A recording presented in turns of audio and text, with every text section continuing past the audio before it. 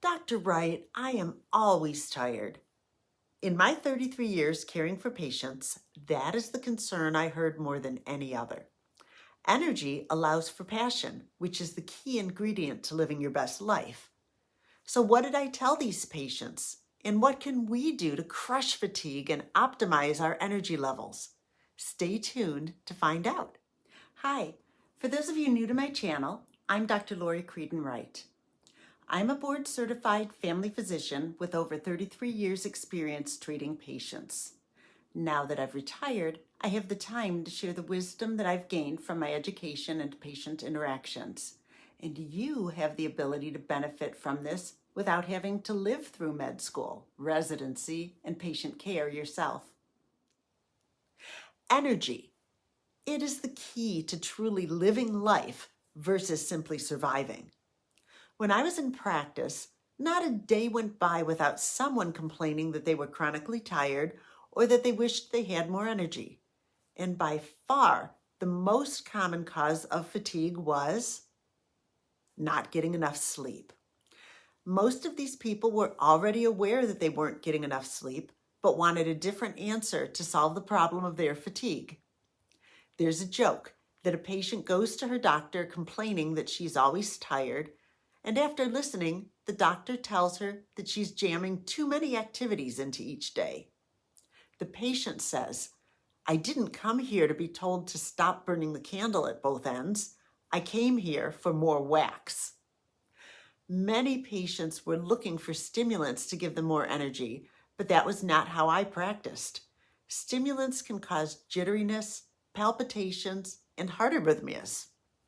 My approach was, and still is, to correct underlying health issues that may contribute to fatigue and advise lifestyle adjustments that could increase energy levels. That being said, I found myself frustrated for patients who told me that their prior physicians told them that they have to expect fatigue when you reach a certain age or a certain weight.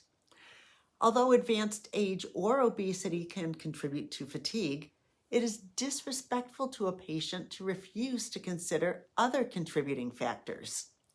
I had an 84-year-old patient who at the time of my retirement was still playing pickleball twice weekly and taking vacations that included ziplining. Additionally, I had a 250-pound female patient who proudly ran a marathon. So if your physician refuses to consider investigating factors contributing to fatigue other than age or weight, it may be time to find a new physician. Increasing your energy levels is definitely possible, but it will take some investigating on the part of your physician to check for all the contributing factors, and it will take a willingness on your own part to make adjustments to the factors that can be improved or corrected. As the old saying goes, if you keep doing what you've always done, you'll keep getting what you've always gotten. But just imagine the reward of waking up energetic and enthusiastic to start your day and truly living the life of your dreams. Some baseline labs to check when evaluating fatigue might include a CBC, also known as a complete blood count. This can check for anemia, which some people call a low blood count.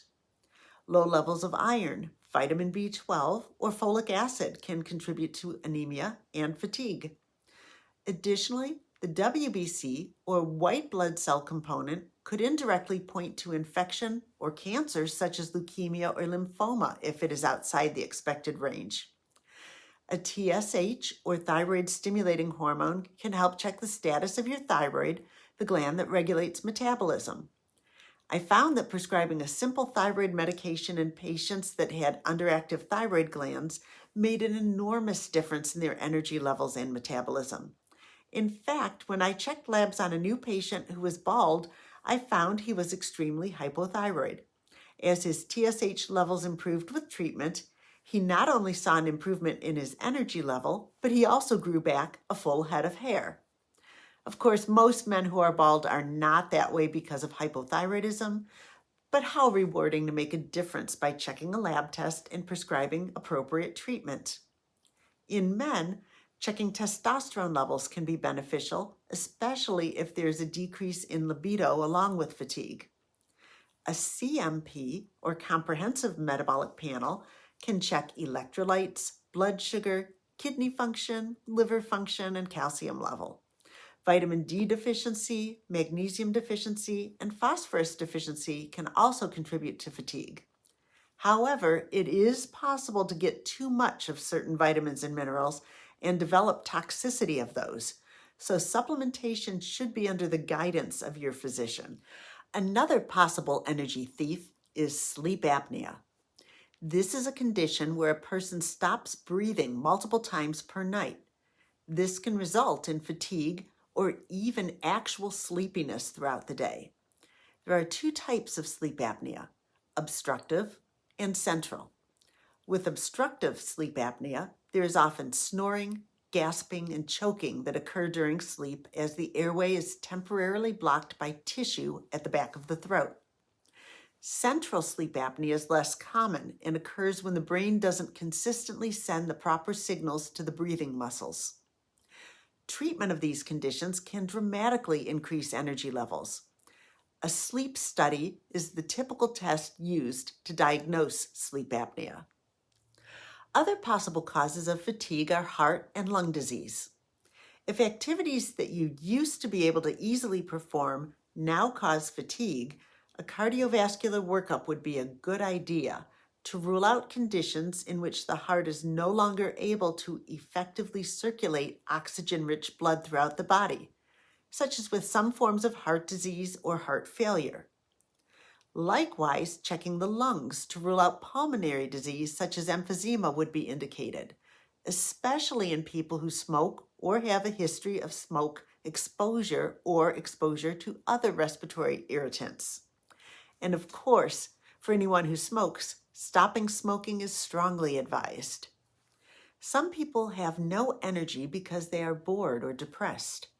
If you feel like you want to take a nap while you're working, but perk right up at the prospect of a fun evening or weekend, you may be dealing with boredom as a source of your fatigue. Scheduling a brief break each hour as a reward can help with that feeling, especially if the break is used for a bit of exercise, sunlight, or fresh air. If possible, consider changing to a job where the work is more stimulating and the work itself can become energizing.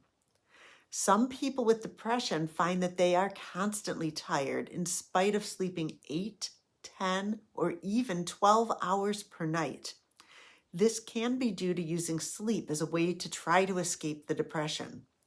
If there's a chance that your fatigue is related to depression, it's important to address this with a mental health professional. Many of my patients also found themselves affected by the length of daylight hours, or more specifically, the lack of daylight hours. When the sun wasn't out, they found themselves ready for bed, even if it was 5:30 p.m. In that situation, using a full spectrum light often made a difference. A full spectrum light is a light that uses the same wavelengths as natural sunlight. The light bulbs that we typically use in our home or office usually do not encompass all of the wavelengths that are found in natural sunlight. By choosing to use a full spectrum light during the hours they want to feel more energetic, some people trick the brain into perceiving the light as daylight, allowing the brain to get us ready for activity rather than sleep.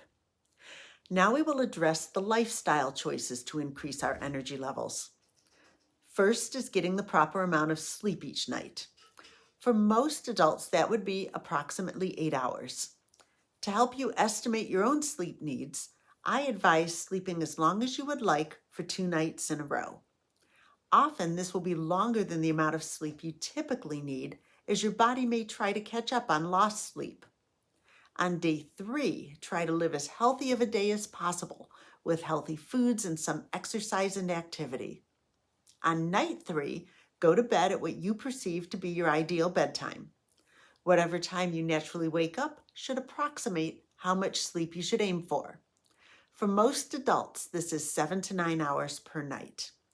The key then is to try for consistency in sleep and wake times. To vary these times from night to night can make you feel as though you're living in a state of mini jet lag every day.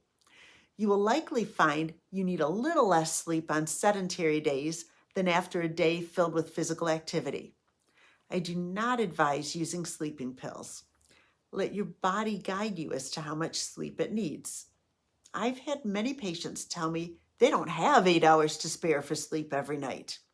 However, we all have the same 24 hours to spend each day.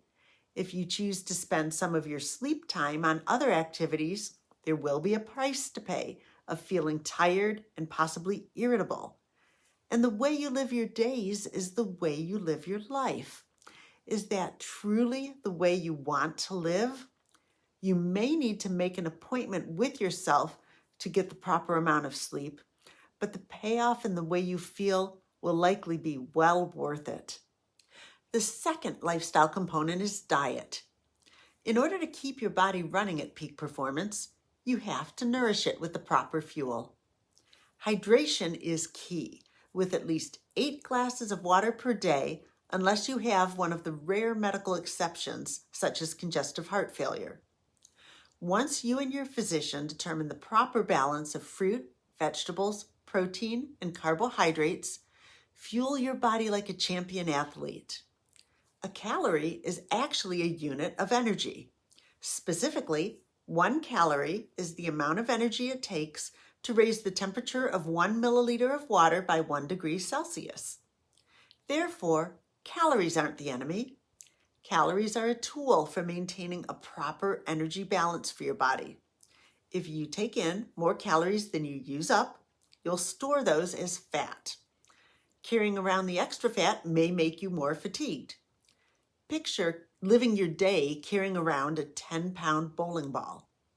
And if you are 20, 30, or 40 pounds overweight, it can feel like you're lugging a suitcase everywhere you go. We don't need to carry our spare calories with us. Thanks to refrigeration and other forms of food storage, we can consume the calories as we need them. Too few calories can cause fatigue because the body needs to consume its own resources for energy. That is why many weight reduction diets fail. Instead of feeling more energetic from the loss of weight, the body initially feels more fatigued from using its own resources. If you're overweight to obese, it is best to aim for a slow and steady weight loss so that most of the daily caloric needs are supplied by the food being eaten, but a small amount are from the fat in your body supplying them. You can use an app such as MyFitnessPal to help calculate how many calories you are currently consuming to be maintaining your current body weight.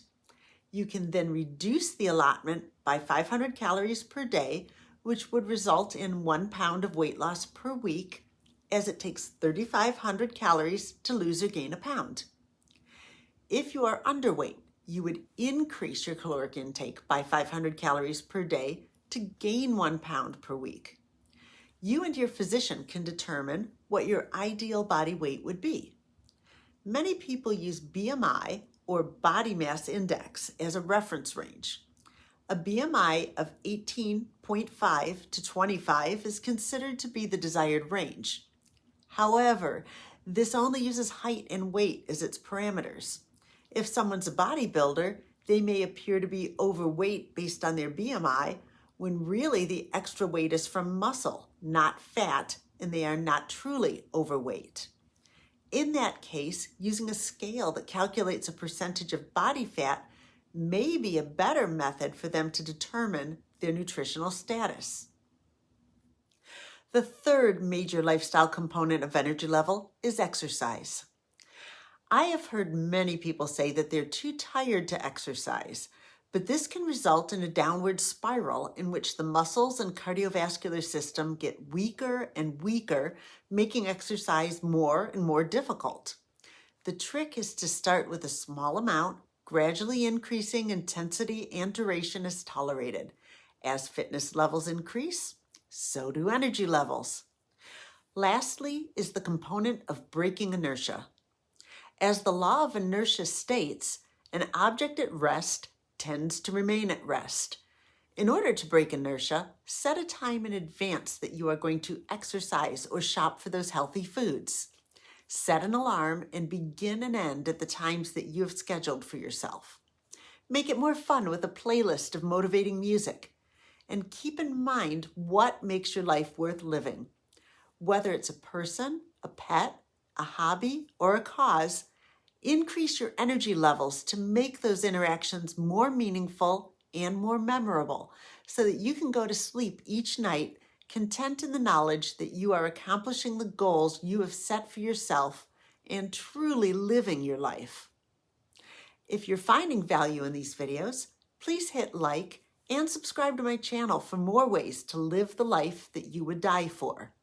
If you've not yet seen my introductory video on living the life you would die for, please hit the link at the end of this video.